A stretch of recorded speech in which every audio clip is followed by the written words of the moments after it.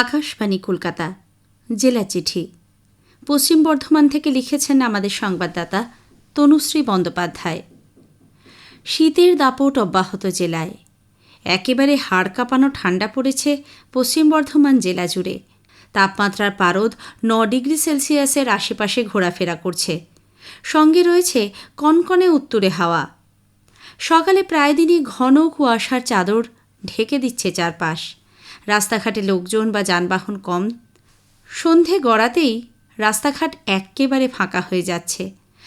পশ্চিম বর্ধমান মূলত কয়লা খনি অঞ্চল। কয়লা তুলে নেওয়ার পর পরিত্যক্ত খাদানের সৃষ্টি হয়েছে বড় বড় জলাশয়। ফলে এইসব এলাকায় ঠান্ডার প্রকোপ আরও বেশি। তবে ঠান্ডা জাঁকিয়ে পড়তেই বিক্রিবাটা বেড়েছে শীত পোশাকের। কালের নিয়মে বিদায় নিল 2025। পুরনোকে বিদায় দিয়ে নতুন বছরকে স্বাগত জানালো জেলাবাসী। নতুন বছরের সন্ধিক্ষণে ঘড়িতে রাত 12টা বাজার সঙ্গে সঙ্গেই চারিদিকে শুরু হয় শঙ্খধ্বনি এবং বাজি ফাটানো। জেলার বড় বড় হোটেল, রেস্তোরাঁ, পানশালায় রাতভর চলে নাচ, গান, হইহুল্লোড়। বছরের প্রথম দিন কল্যাণেশ্বরী, ঘাঘরবুড়ি, ভিরিঙ্গিসহ কালী মন্দিরগুলিতে পরিবার পরিজনের মঙ্গল কামনায় বহু মানুষ পুজো দেন। আলোকমালায় সেজে উঠেছিল শিল্পশহর দুর্গাপুর, আসানসোল, রানীগঞ্জ। জেলার পর্যটন স্থান, পিকনিক স্পটগুলিতে ছিল উপচে পড়া ভিড়। পার্কগুলিতেও ছোটদের সঙ্গে করে বড়রাও আনন্দ উপভোগ করেন। বর্ষবরণের রাতে অপ্রীতিকর অবস্থা এড়াতে তৎপর ছিল পুলিশ প্রশাসন। গুরুত্বপূর্ণ রাস্তা, ভিন জেলা বা রাজ্যের সংযোগকারী রাস্তায় চলে নাকা চেকিং। তবে বর্ষবরণের দিন দুপুরে বর্ধমানের বামচাঁদাইপুরে পথ দুর্ঘটনায় মৃত্যু হয় দুর্গাপুর সিটি সেন্টারের বাসিন্দা বাবা, মা ও ছেলের। ঘটনায় শিল্পশহর দুর্গাপুরে নেমে আসে শোকের ছায়া। সারা রাজ্যের সঙ্গে পশ্চিম বর্ধমান জেলাতেও চলছে এসআইআরের শুনানি।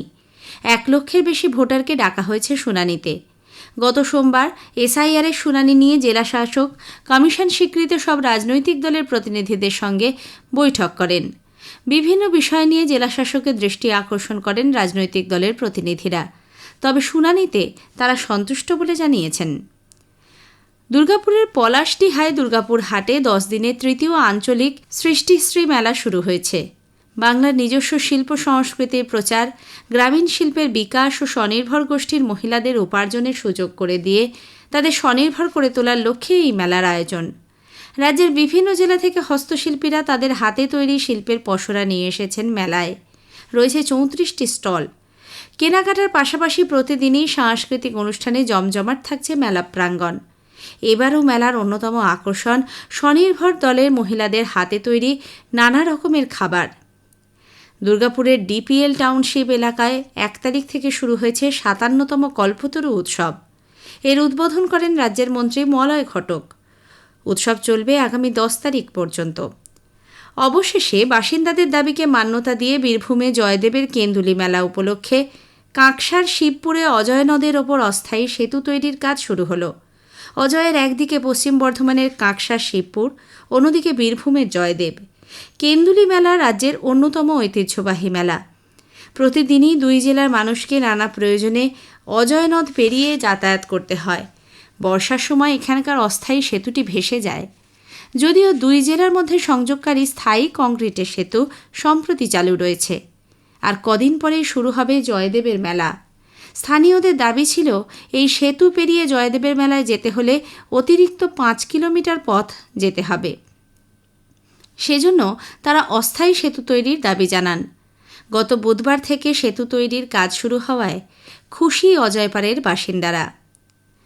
কারখানার দূষণে জেরবার জেলার রানীগঞ্জ, জামুরিয়া একাধিক গ্রামের বাসিন্দারা।